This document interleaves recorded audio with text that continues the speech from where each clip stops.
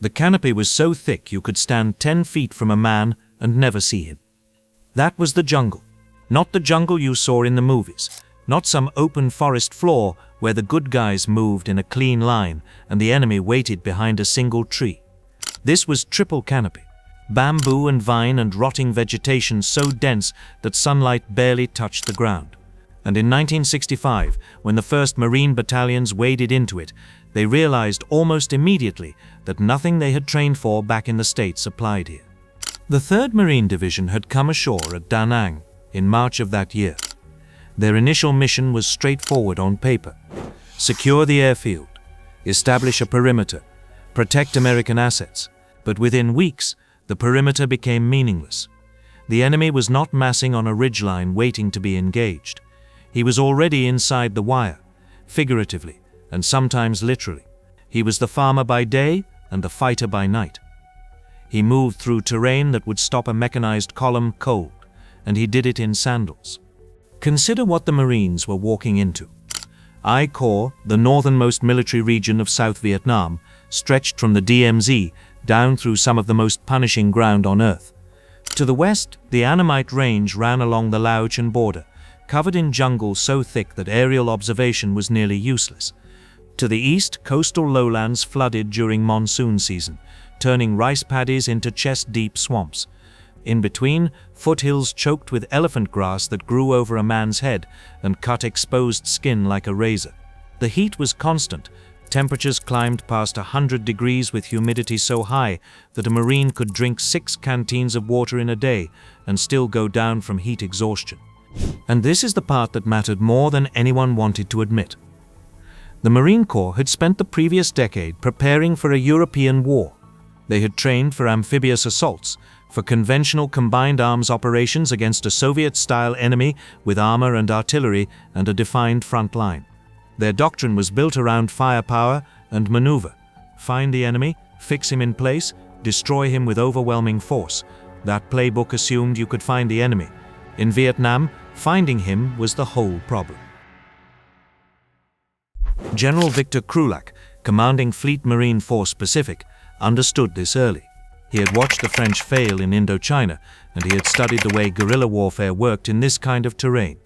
He argued that the Marines should focus on population security, on winning the villages, on cutting the insurgency off from its support base rather than chasing main force units through the mountains. The war is not in the jungle, Krulak said. The war is in the hamlets where the people live. He was right, but he was overruled.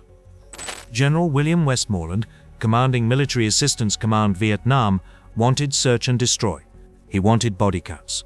He wanted the Marines out in the bush, making contact, killing the enemy in volume, and so the Marines went into the jungle. Now here is where the reality diverged from the plan. A search and destroy patrol, in theory, was a clean operation. A company or a platoon moves out from a fire support base, sweeps through a designated area, engages any enemy forces encountered, and returns. In practice, it was something else entirely. A platoon moving through triple canopy jungle covered maybe 500 meters in an hour, sometimes less. Point man out front, hacking through vegetation with a machete, every step a potential trigger for a booby trap. The column stretched out behind him in a single file because there was no room to walk abreast. Communication between the front and rear of the column was nearly impossible. If the point man hit something, the men in the back might not know what was happening for 30 seconds or more. In a firefight, 30 seconds was a lifetime. The enemy understood this better than anyone.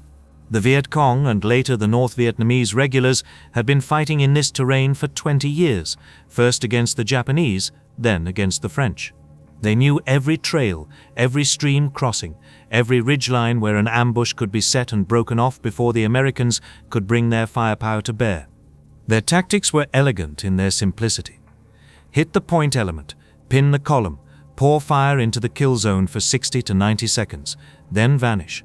By the time the Marines could get a fire mission called in or get helicopters overhead, the enemy was gone, melted back into tunnel complexes or spider holes or just deeper into the green. That was the rhythm of it. Day after day, patrol out, hack through the bush, sweat through your utilities until the fabric rotted off your back, wait for the crack of the first round. And the waiting was its own kind of weapon. Pause on that for a moment.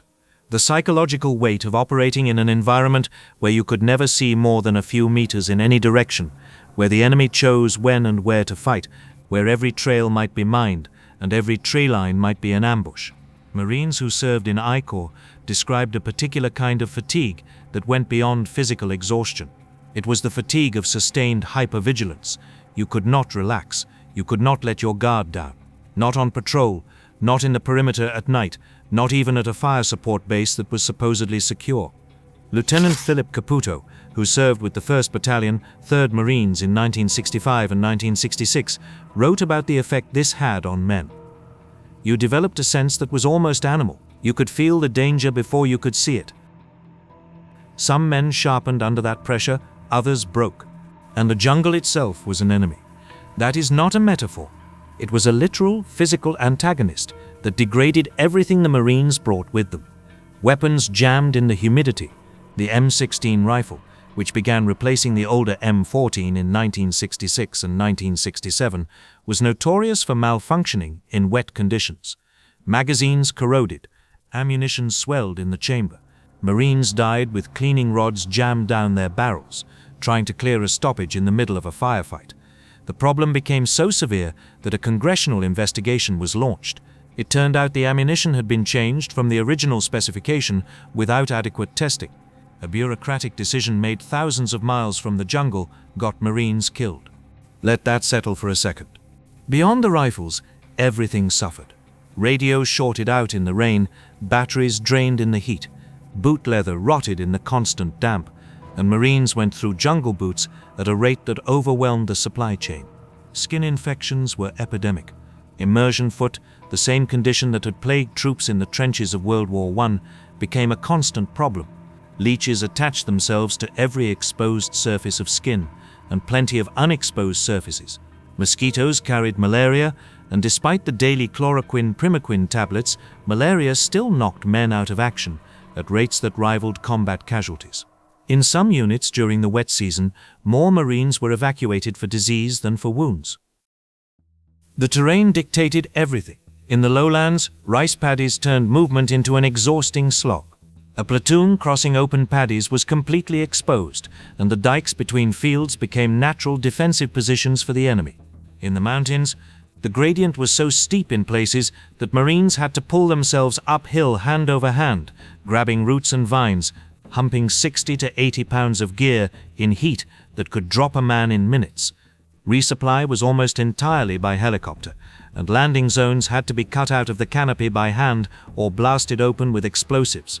If the weather closed in, which it did regularly during monsoon, the unit could go days without resupply. No food, no water, no ammunition beyond what they carried. Here is something that rarely gets the attention it deserves. The small unit leaders, the corporals and sergeants and young lieutenants, adapted faster than the institution above them. While the generals debated strategy and the Pentagon measured progress in body counts, the men actually fighting the war were inventing new tactics on the ground. Patrol leaders learned to move off the trails entirely, cutting their own paths through the bush to avoid the mines and booby traps that the enemy seeded along every established route. They learned to set their own ambushes at night, turning the enemy's tactics back on him. They developed a feel for the ground that could not be taught in any school. The Combined Action Program was one of the most innovative concepts the Marines developed. Small teams of Marines, usually a squad of 13 or 14 men, were embedded in Vietnamese villages alongside local militia forces. They lived in the village. They patrolled with the villagers. They ate the food, learned some of the language, and built relationships that gave them intelligence no battalion-level sweep could ever produce. General Lewis Walt, commanding the 3rd Marine Amphibious Force, championed the program. "You don't win this kind of war by destroying villages," he said. "You win it by protecting them." The Combined Action Platoons, as they were known, produced results far out of proportion to their size. They knew who belonged in a village and who did not. They could identify enemy infrastructure in ways that a conventional unit passing through on a 3-day operation never could. But the cost was enormous. Those small teams were isolated. When the enemy came for them, and he did come for them, they were often on their own for hours before reinforcement could arrive. The casualty rate in combined action platoons was among the highest in the Marine Corps. The men who served in them earned a respect from the Vietnamese population that few American units ever achieved, and they paid for it. Now the adaptations kept coming, because the jungle forced them. The Marines learned to use their supporting arms differently than doctrine prescribed. In conventional warfare, you call in artillery on a grid coordinate and adjust from the impact. In triple canopy, you often could not see the impact. Forward observers developed techniques for adjusting fire by sound alone, listening for the detonation and estimating its distance and direction relative to the enemy position. Close air support presented its own challenges. Fast-moving jets had difficulty identifying targets under the canopy, and the margin for error when friendly troops were within 100 meters of the enemy was terrifyingly small. The solution, when there was one, often came from helicopter gunships, which could get lower and slower and put fire closer to the friendlies than any fixed-wing aircraft. And speaking of helicopters, the helicopter changed everything about this war and nothing about this war, both at the same time. It gave the Marines the ability to insert deep into enemy-held territory, bypassing the trails and choke points where ambushes waited. It provided medevac that could get a wounded man to a surgical hospital within the golden hour, in ways that would have been impossible in any previous conflict. It enabled resupply to units that would otherwise have been cut off entirely. But it also created dependencies that the enemy learned to exploit. Landing zones became predictable. The enemy mapped them, mined them, and positioned anti-aircraft weapons to cover the approaches. Helicopter pilots flying into a hot LZ faced a gauntlet of fire from weapons they often could not see until the tracers were already coming through the cockpit. The sound of a Huey's rotors, that distinctive whoop-whoop that became the soundtrack of the war, also announced to every enemy unit within miles that Americans were coming. Surprise, which is supposed to be a fundamental principle of war, was almost impossible to achieve when your primary means of movement could be heard from a kilometer away. Think about the contradiction in that. The technology that gave the Marines their greatest tactical advantage also stripped away one of the most basic elements of combat effectiveness. The night belonged to the enemy. That was an axiom that every Marine in Vietnam learned, and it was largely true. The Viet Cong and North Vietnamese forces moved at night, resupplied at night, repositioned at night. They used the darkness the way the jungle used the canopy, as concealment so complete that American technological superiority was neutralized. The Marines countered with listening posts, small teams of 2 or 3 men pushed out beyond the perimeter in the dark, lying motionless for hours, waiting to hear or feel the enemy moving.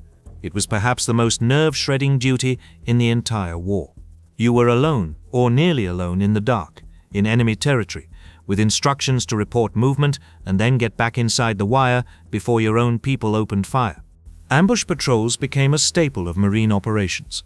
A squad or a fire team would move out at dusk, set up along a known or suspected enemy route, and wait, sometimes for hours, sometimes all night. The discipline required was extraordinary. No movement, no sound, no smoking, no light of any kind. When the enemy appeared, the ambush was initiated with a wall of claymore mines and automatic weapons fire. The violence was total, and it was over in seconds. Then the patrol pulled back before the enemy could organize a response. When it worked, it was devastatingly effective. When the enemy detected the ambush before it was sprung, the hunters became the hunted. The long-range reconnaissance patrols, the LRRPs, took this concept further. Small teams, usually 4 to 6 men, inserted deep into enemy territory by helicopter, moving silently through the jungle for days at a time, gathering intelligence on enemy positions, strength, and movement. They avoided contact whenever possible. Their mission was to see without being seen. But when they were compromised, the extraction was a desperate affair. A 4-man team with no heavy weapons, miles from the nearest friendly unit, calling for helicopter extraction, while an enemy force that outnumbered them 10 or 20 to 1 closed in. The courage required for that kind of work is difficult to overstate, and yet none of these adaptations solved the fundamental problem. The enemy decided when to fight. He decided where to fight, and when the cost became too high, he simply withdrew across the border into Laos or Cambodia, or north across the DMZ, where American ground forces were not permitted to follow. The Marines could win every engagement and still not win the war, because the metrics of success had nothing to do with the reality on the ground. Here is a fact that captures the scale of the Marine experience in Vietnam better than any strategic analysis. Between 1965 and 1975, over 400,000 Marines served in Vietnam. More than 13,000 were killed. More than 88,000 were wounded. And the vast majority of those casualties occurred in small unit actions, patrols and ambushes in the jungle and the rice paddies of I Corps. Not in the set-piece battles that made the history books, but in the daily grinding, anonymous fighting that consumed the war. The cost in human terms went beyond the casualty figures. Men who survived the jungle carried it with them in ways that the country was not prepared to acknowledge for years.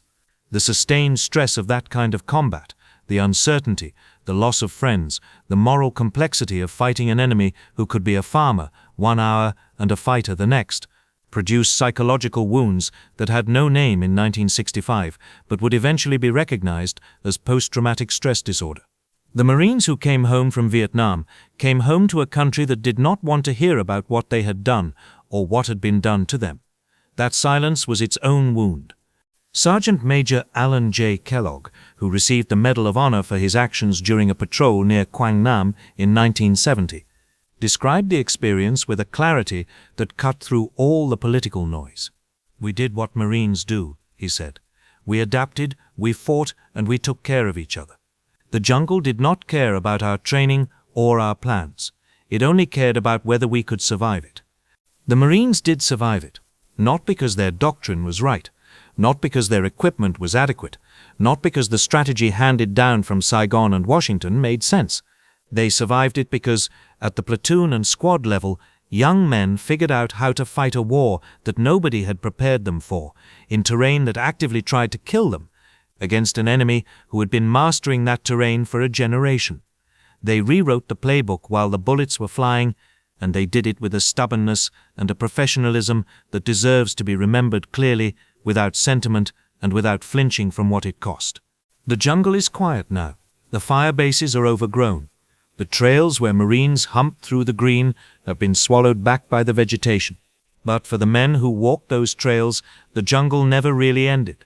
It stayed with them, in their dreams, in their silences, in the way they watched a tree line for the rest of their lives. That was the war the Marines fought, not the one the generals planned, not the one the politicians debated, the one in the green,